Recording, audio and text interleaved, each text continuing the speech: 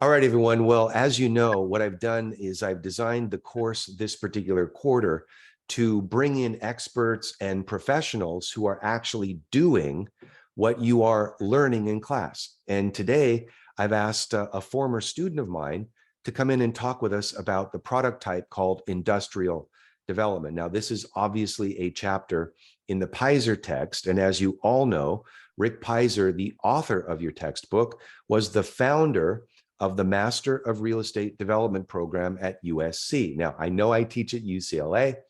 Brandon is a former USC student of mine. We can all get along, can't we, Brandon? We can all get along.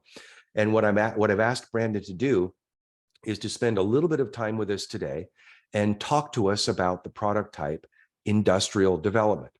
All right, so Brandon is a former student of mine. He works with his father at a company called Rosewood Development. Is that right, Brandon? Rosewood?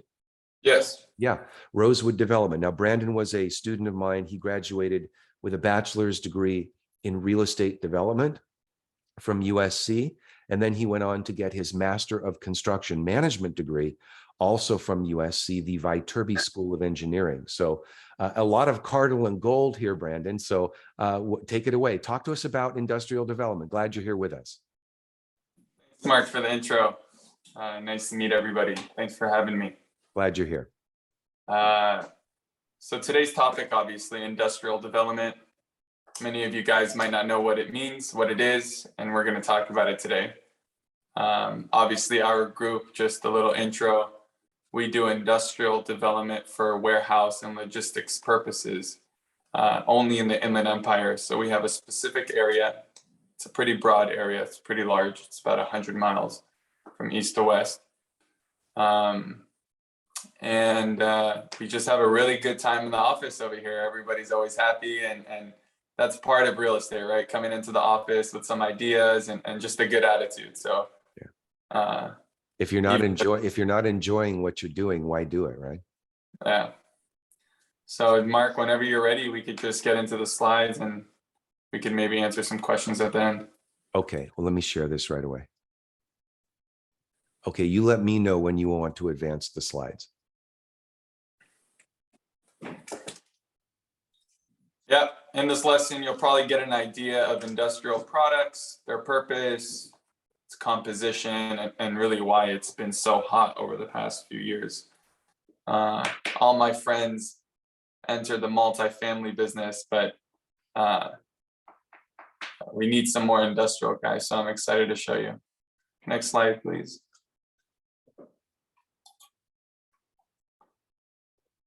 The nature of industrial development, probably should have put a photo here, but I'll get it on the next slide. Tenancy is really the blood work of our business. So whenever we have a tenant, we could go find the building. The best words that I want to describe industrial as is trucks, trucking, logistics, fulfillment, storage, warehouse. And we could get into some other uses as the slide goes. Next slide, please.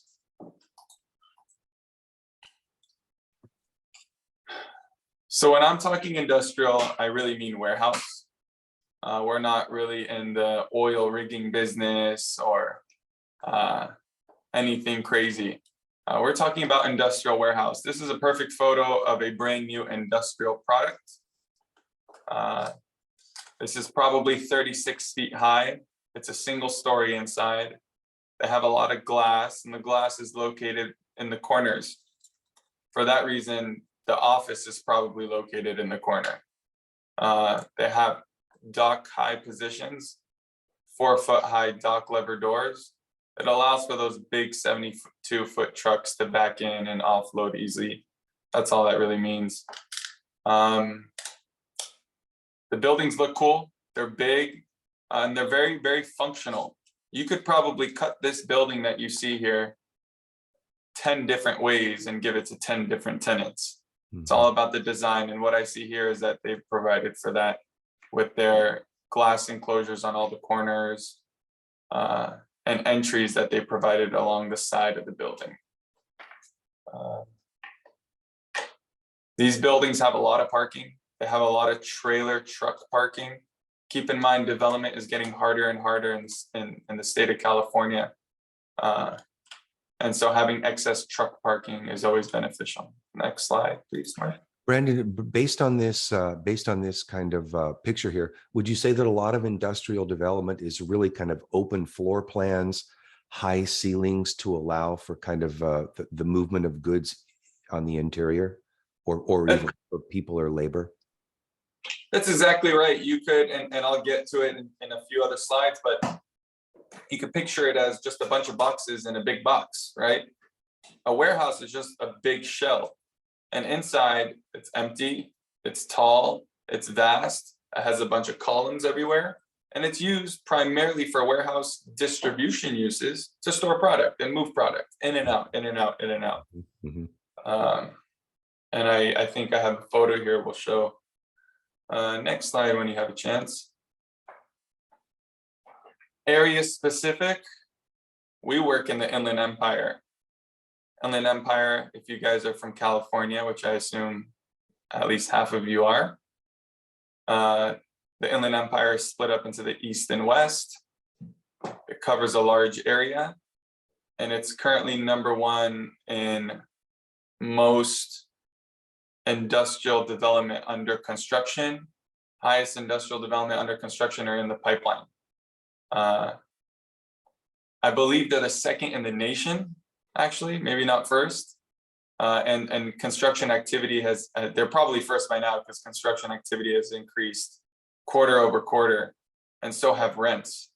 So even with all the new supply that they're bringing in, rents are still increasing. So vacancy is low. Vacancy about 4 months was about 0.3 to 0.5. And today it's about 1.4. So there's a lot of new inventory that came online, but what they say is demand is keeping with the inventory. There's still a huge need, yada, yada, yada. Mm-hmm. As you guys know, just some background. Take your time in the mornings to maybe read a few articles regarding the market, this and that, because it really does tell you a lot. And in my industry, you got to follow everything that's happening so you can make better assumptions when you're looking at land, what you're going to tell the seller. The more knowledge you have, the more power to you. Yeah. So I think one of the things I'd like to draw out as well for the class to understand, as you do, Brandon, is that in industrial development, listen up, everybody, in industrial development, if it's not pure raw manufacturing, in any event, even pure raw manufacturing, we're talking about a concept that's known as demand pull. Demand pull pulls through the industrial product type, the labor, the supplies, the materials, the manufacturing processes, and everything. So it all starts with demand. And so when we have that demand, that's pulling the goods and the labor and the materials through the industrial product type, which creates needs and demands for the space. correct. And everybody, Mark, wants their Amazon package delivered the next day. So right. we all know what that means. It means warehouses everywhere and trucks everywhere. Yeah. Only way until the drones come. I mean, that's coming, right? I think they are. Okay, next slide, please. This is an interesting graph that I took from a Q3 market analysis report.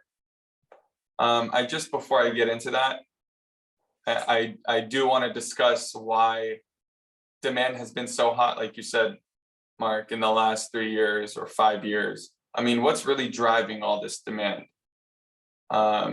People want their packages tomorrow, and there's a lot of people that want that. There's a lot of people living in California and in the West Coast in general. Yeah. There's more people at home today, so maybe they have more time to order online. They're goofing off ordering products. Maybe they're goofing off, or I'm not too sure. But it's funny because there was a retail report. It said that consumer spending is back to pre-COVID times. So people are back at bars and spending money. But really for the past 2 years, they were at home. So I know that a lot of it came from that. Yeah. High rents and increases in downtown Los Angeles really throws people more inland, so they don't have to pay as much. Right. And they could get a bigger building for less. Yep. So let's just go through this. All So then what the tenant perhaps, or maybe the end user of your product is these calculations that they're likely making is that they're willing to pay more for distribution or transportation along the way by being out of kind of the urban core in exchange for the lower land costs, the lower building costs. They're willing to pay maybe a little bit more for distribution. Is that right? That's correct. Okay. Yes. Yes. And the trade-off seems to be positive. Yeah. I think people are willing to spend more on freight and have a lower payment on their 1,000,000 square foot building. Right. It could get pretty costly. So this graph, if you look under the purple, you see proposed developments. If you look under the green, you see under construction. So a great mix of both. And this is only in the Inland Empire East, Riverside area, a little bit to the west, but this is kind of in the middle. Mm-hmm. And let's go through the numbers. 137 million square feet either under construction or proposed. I mean, 38 million square feet under construction. Yeah. What does that tell us? Well, let's look at the major developments first. Amazon's building a 4.1 million square foot, 5-story building in Ontario. Okay, Amazon is now building a multi-level distribution space. 1.8 million square feet, Beaumont Crossings. That's right next to the Banning project, by the way, that we're going to show. 1.4 million square feet, Rancho Cucamonga. So there's a huge need for 1 million square feet, as you can see. That's why people are building them. But more importantly, there's 40 million square feet under construction today. I mean, you guys, I know, are in the, or want to be in the business, and you understand that for the past 180 days, we've been entering a downturn. It's not going up anymore. Everything's kind of going down. Cars, watches, anything that was so hot 6 months ago aren't so hot anymore. And considering that, you also have 40 million square feet under construction coming online. So what does that tell us about the market possibly in the next 2 years? It means there's going to be a lot of supply to keep up with the demand. Mark, any questions on this? I want to bring out to the class, if you take a look at what Brandon's talking about on this slide under major developments, the 4.1 million square feet, 5-story Amazon. Amazon is, not stupid when it comes to site selection. So one thing to notice, particularly when you're talking about the industrial product type, is that you want to be close to or proximate to these distribution points or these distribution nodes. So then, Ontario has an airport. So Amazon flies in their stuff or ships in or trucks in or rails in to kind of a central distribution point that they're creating called Ontario.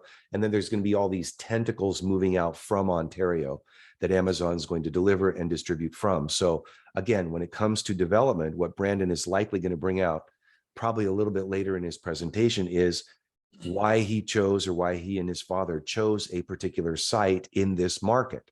And that's primarily because it is central to distribution, warehousing, moving goods from one point to another. So that's very key in the industrial product type. Yeah, thank you for that, Mark. I want to piggyback on that now. Another central location node maybe is really the Long Beach port, right? Mm-hmm. And the LA port. I believe it's the second or first largest port in the world. I was just driving past down there, and it is just overloaded with goods and shipments, and these containers that you guys have probably seen, like on a train, are at overcapacity at the port. There's just so much business happening. Yeah. And they need to get rid of it, right? They need to send it to where it needs to go. And that's really part of logistics, and these warehouses, that's where they get sent to. And then from the warehouse, probably to your home, for example, or your business, or wherever it needs to go. Yeah. So really the port is one of the biggest statistics, or whatever you want to call it. We always look at time from the port to the property, right? Mm-hmm. It's over an hour, under an hour. It makes a big difference in price. It costs a lot to ship these things to your property. So the further you go from the port, the more expensive freight is. Right. Right. Next slide, please. So as we said earlier, we're really only talking about warehouse distribution and manufacturing, really. But other examples are contractor's yard, body shop, metal processing, mining, oil production, yada, yada, yada. Mm-hmm. Some just key issues that are brought up during meetings when you're, for example, trying to entitle a site are these here: environmental health risks, smog from the trucks, loud noise, smog and gas, and it affects the residential neighbors, intensive construction. Right. And those are just some things to keep in mind. It's not all fun and games when you're trying to get something approved for these uses. Right. Right. Next slide, please. Examples of users, guys: Amazon, FedEx. I think you guys get the point. These trucks come in, they offload, they leave, and go pick up another cart. So these are prime examples of users. Next slide, please. When we're talking about distribution and manufacturing, this is what kind of goes on inside. So on the left is a warehouse distribution building, high ceilings, open floor plan. What you see there, I believe, are just like lifting tables. And on the right is manufacturing, very intensive. Usually tenants who do manufacturing want a very long lease term, just because, as you could see, the infrastructure or operating costs are high. Mm-hmm. Next slide, please. This is a zoning map. It looks pretty crazy. It kind of looks like what I used to draw as a kid. Like really, that's what I thought when I first saw it. But this is the city of Rancho Cucamonga. It's probably, I don't know, 45 minutes from you guys, maybe more. This city is infamous for industrial development. It's been harder to build in the city. I don't really look in the city much today. But this is purely an example of a zoning map, and it's very easy to understand. Keep in mind, guys, there's zoning maps for all types of products here. Mixed use, residential, multifamily. And it's all about finding your color on the legend located on the right. In this case, Mark, what's industrial in this case? Can you see on your screen? Oh, industrial is gray. Yeah, it's on the bottom left. Down here. It's Yeah, gray. so if you look at all the gray area on the bottom of this map, that's where the industrial zone is. We can't build anywhere up but this gray area, below the purple. Yes, right there. Can't build industrial anywhere else. So it really divides the city into appropriate zones, guys. You can't put industrial next to residential. Why? Because the map says so. Right. The map says so, exactly. So you guys can check the map if when you have questions on, hey, what can I do here? All you have to do is check the map, and it's a very schematic map. All the cities look the same. And Mark, if you can go to the next slide, please. Here's another map. I mean, they all look similar. You just have to sit down and read it. This is a little different in the sense that these two purple zones are now called industrial overlay zones. So these zones supersede any general land use map. They usually come, with a specific plan, and it outlines, in this case, where the industrial zones are, and it's the two purple zones. One of them light purple, one of them heavy purple. I know, since I'm very familiar with the city, in the light purple, they don't like really big boxes. They don't they don't allow you to do such a big warehouse. But in the dark purple, that is okay.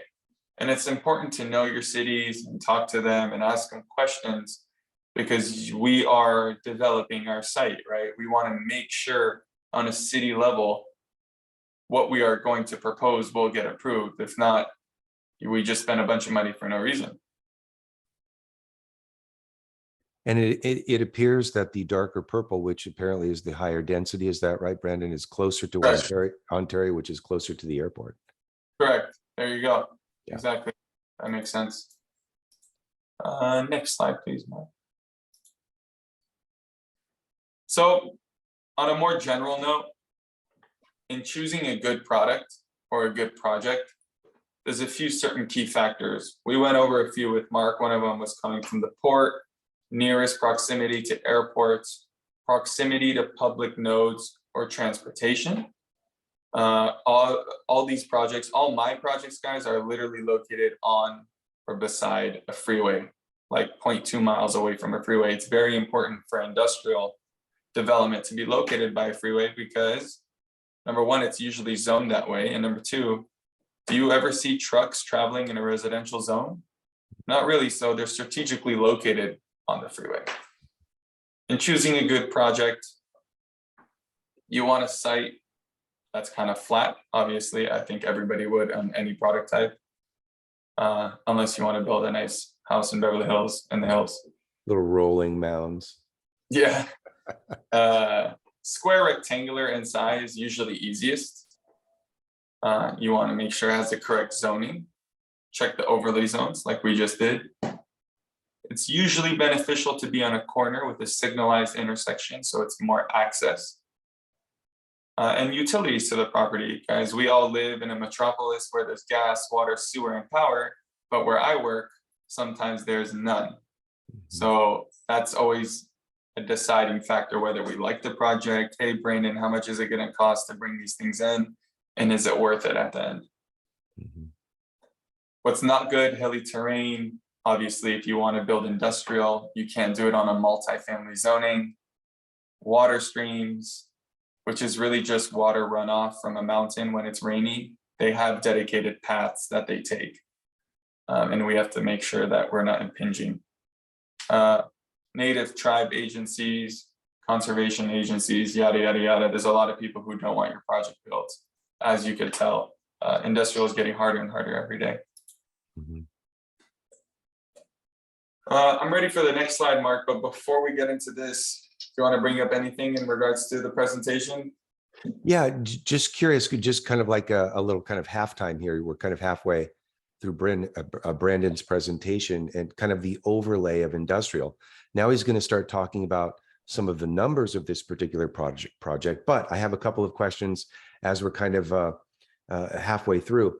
Why did you choose the industrial product type to kind of roll into right out of the development chute? I mean, the typical path in development is usually maybe land development, maybe some single family custom construction, then kind of rolling into some lower density multifamily, then up densifying the multifamily. Sometimes then multifamily developers get an itch to go into retail.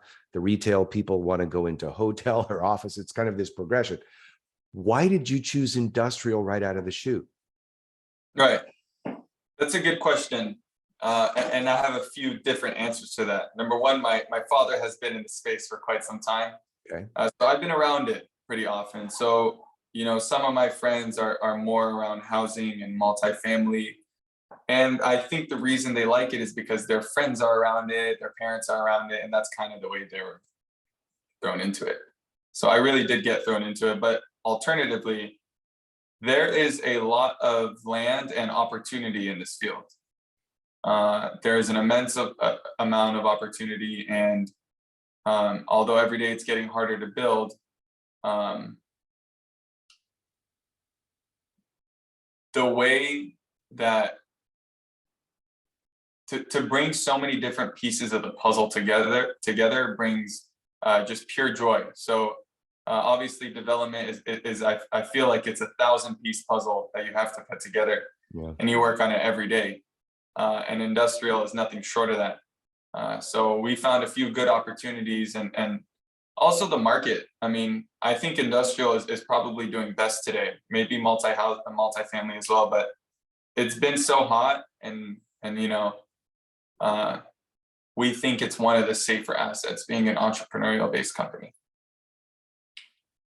Okay, thanks for sharing that. Now, another question. So we kind of get a flavor for why you chose this particular product type. There seems to be some kind of generational experience that you kind of are benefiting from, and fantastic.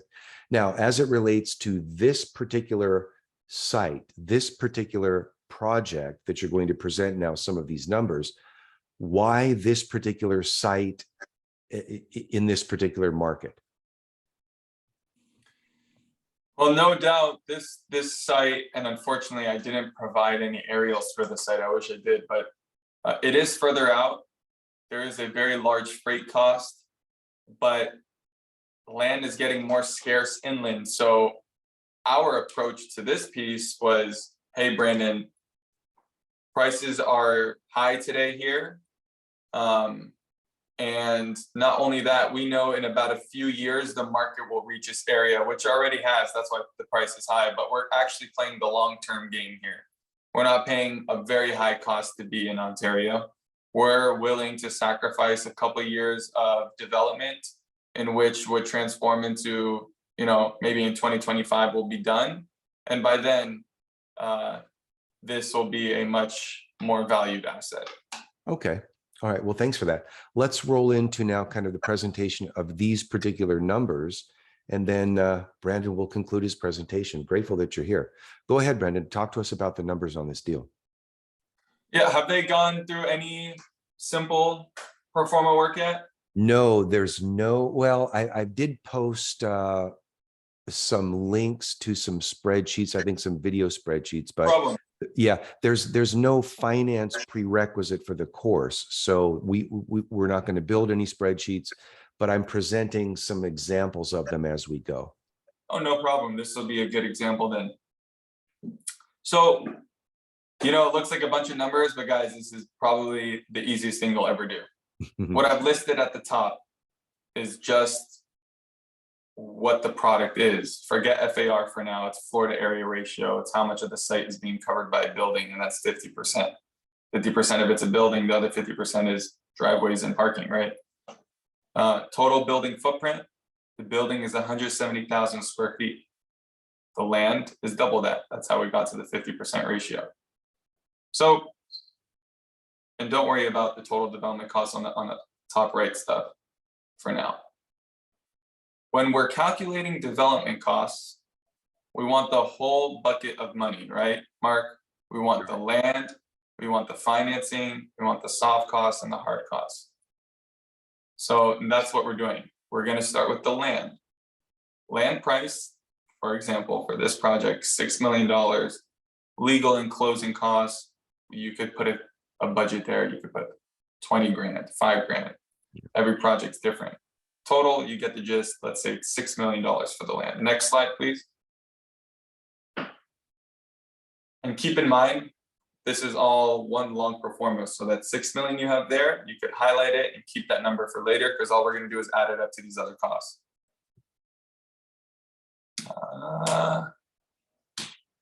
These are construction costs: doors, signage, fire sprinklers, plumbing, HVAC, general contractor fee, yada, yada, yada, yada, yada. You get all your costs. Probably the easiest way for you guys to know a cost, maybe you're thinking, Brandon, I'm not a contractor. I can't give you costs. I don't know the cost. Well, all you have to do is ask one. Ask a contractor, show them the project. They'll say, hey, show me a site plan. I could give you a rough estimate. And you do that once or twice and you'll know kind of cost per square foot, right? So in this case, 17.85. So you have $17 million for your hard costs, right? Hard cost is construction costs, boots in the ground, the actual labor, the actual putting up the wood, etc. That's what a hard cost is. Next slide. Brandon, would you say that because you and your father have done this more than once, clearly, that these construction costs, the building materials, the supplies, the labors, it's pretty formulaic and pretty predictable? I mean, we're not talking about, gold-plated fixtures. We're not talking about crown moldings. It's pretty predictable on the cost, right? Generationally, it has been, Mark, but, from the 3 months ago, costs were about 20% less than they are today, and nobody saw it coming because we thought it was actually at the peak 3 months ago.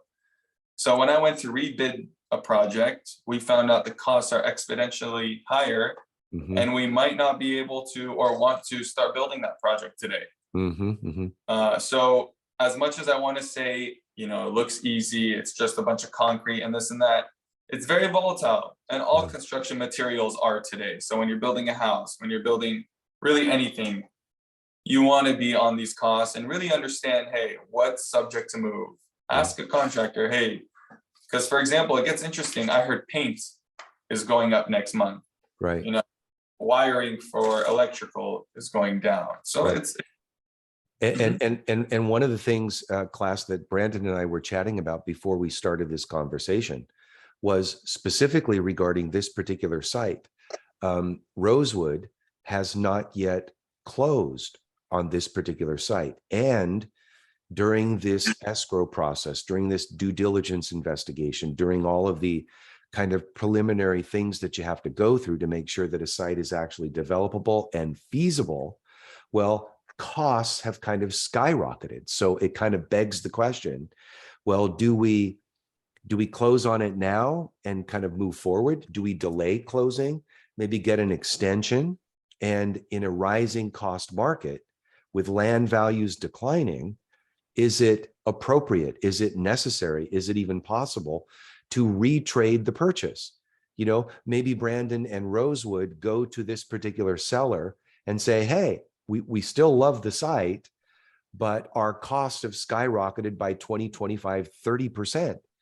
The land is no longer feasible at the price at which we're in escrow. So if you really want to sell to either us or anyone in this particular market, maybe we kind of approach the seller and ask for a retrade. So that's something to consider, regardless of the product type that you're developing, especially in a rising cost market and a declining value base. So that it's kind of an opportunity to perhaps re-examine the purchase price. definitely, totally agree.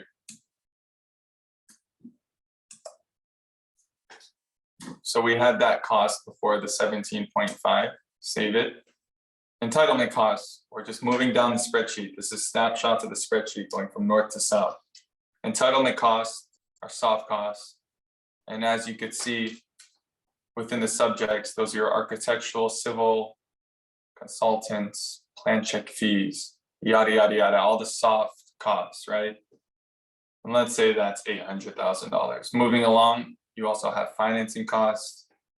What that really means in regards to this pro forma is in regards to a construction loan. Right.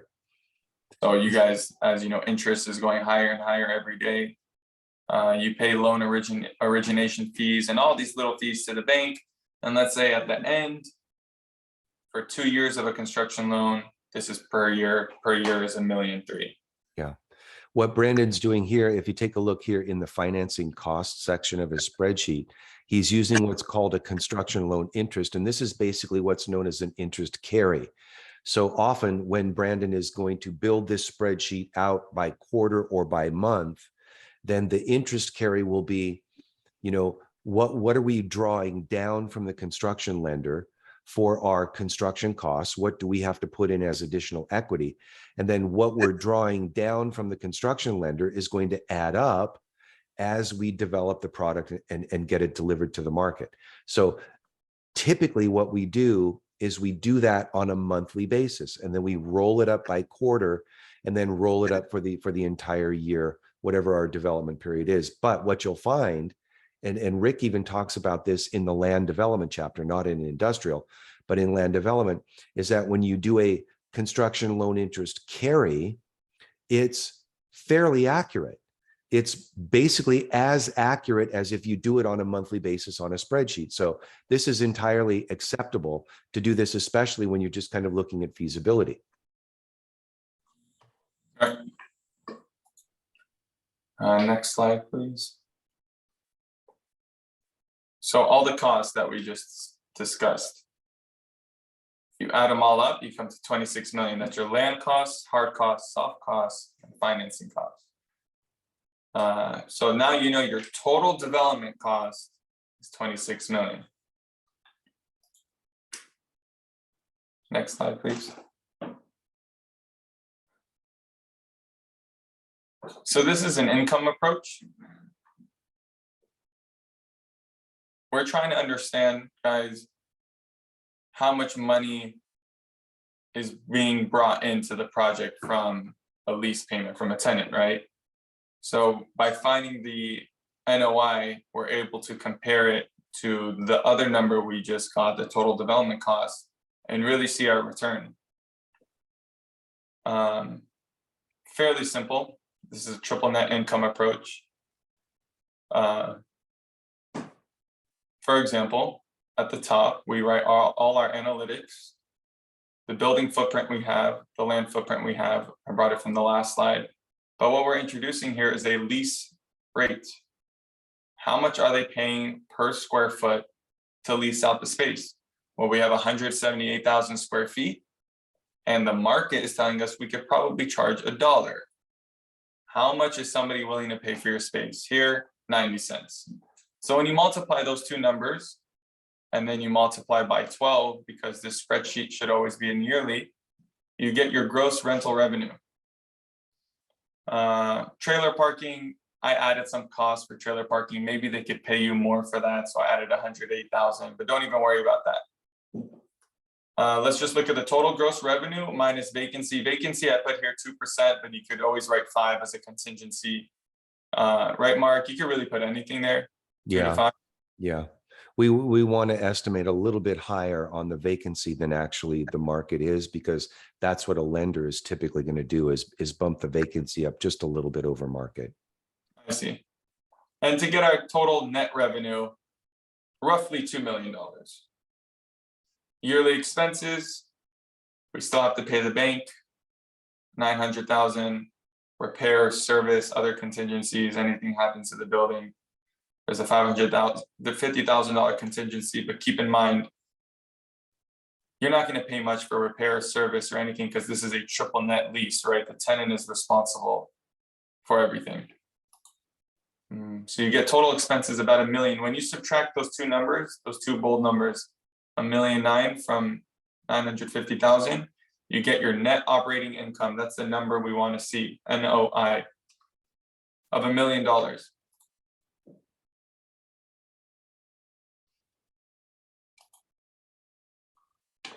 So that's to get to the NOI. That's an important number.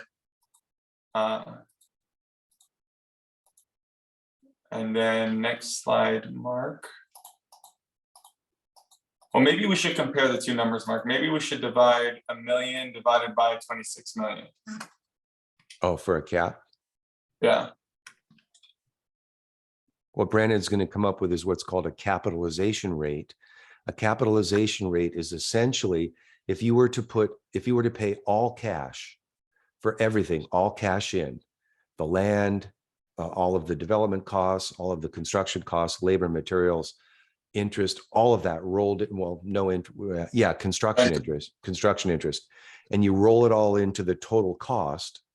What you do is you take the net operating income, you divide by the total cost of the project, total development cost, and then that's going to come up with what's called a capitalization rate. Essentially, you're looking at the net operating income being the residual cash flow that's left over after all of the revenues are in and all of the expenses have been paid. And so that's what we kind of come up with. What is the market cap rate versus what is our cap rate going into the deal? If we can get a spread on that, if we can create some profit, you know, maybe the market cap, for example, is a 4%, and we're building to a 5 or a 5.5% cap. Well, what we've done is we've created wealth because the value of the property is greater than all of our costs in. And so that's what creates wealth, this spread between the market cap and what you're building to. Definitely. And I found out, or I understand that we want minimum 150 basis point spread, Mark. Yeah. Where'd you hear that, Brandon? I heard it from you. Yeah, that's about right. If we could get there, 150 basis point spread, 1.5% between market and our build and our going in, then we're good. I mean, even if we get a 1% spread, that's better than nothing, right? But the more the merrier. But that tends to be a really good sweet spot to fall into if we can do it. Right. And then the next slide. This is now a stabilized asset for sale. And I compared cap rates here. So they both have the same NOI. If you look at this comparatively, they both have the same NOI. All we did was factor a 4% cap and see how much money we make, or a 4.5% cap. Mhm. Obviously, there doesn't look like there's much spread in here at a 4.5% cap for us to make money. But out of 4, it would make sense. Mhm. Obviously, this deal, the more I look at it, the more I want to play with my numbers. But it's a good deal and a good topic of discussion for everybody. And this is just a really basic understanding of pro forma work. Mhm. All right. Well, Brandon, thank you very much. I have just another couple of questions, if I can. Very grateful for your time, and I know everyone in the class will be very appreciative as well, especially as we talk about industrial, because it is kind of a niche product type, but there still seems to be a lot of demand, and I think a lot of this demand is for industrial space is because we have offloaded a lot of our kind of hardcore manufacturing from raw materials to finished product. But what we are doing is we are bringing in a lot of goods that have been manufactured overseas, and the industrial product type in the United States is looked at not so much in the raw manufacturing space, but in temporary storage and distribution, and moving goods from point A to point B with some not raw finish, but kind of a minor finish work once it gets here. And then once it's completed, then we distribute it along kind of this industrial path along the way. So would you say that that's kind of why the demand for industrial space is so high? Definitely. I mean, there's such a need for all types of business, right? Even from the manufacturing side, as you explained. There's so many manufacturers like in downtown and Vernon who create the raw material, but then has to be distributed to a distributor for a warehouse. So it's really hand in hand. They go well together, and obviously that's the industrial product type. Yeah. Well, Brandon, I'm very grateful for your time. Once again, this is Brandon Bral. He's a former student of mine. He's with Rosewood Group. They specialize in the industrial development product type. Now, we are recording this here in mid-October. We're not going to likely get to the industrial product type until sometime in November, so I'll post it to the class website. Just so the class knows as well, Brandon, I'll post the deck that you provided for us today, as well as I think I have some previous spreadsheets that if you want me to, or if you don't want me to, I'll edit it out. I don't have to post them, but if it's okay, I'd like to. Yeah, whatever. Is that okay? Okay, cool. Well, then, anything else you want to leave us with, Brandon, in terms of the industrial product type? Any last words of wisdom? Wake up in the morning with a smile on your face. Do your homework. And when you gather with friends at night, talk about business. Okay, well, it sounds like a wonderful life lesson, regardless of the product type. Well, thank you very much, Brandon. Very grateful. Congratulations. Love to see your success. And let me just stop the recording and then we'll wrap up. So thanks again. Appreciate it.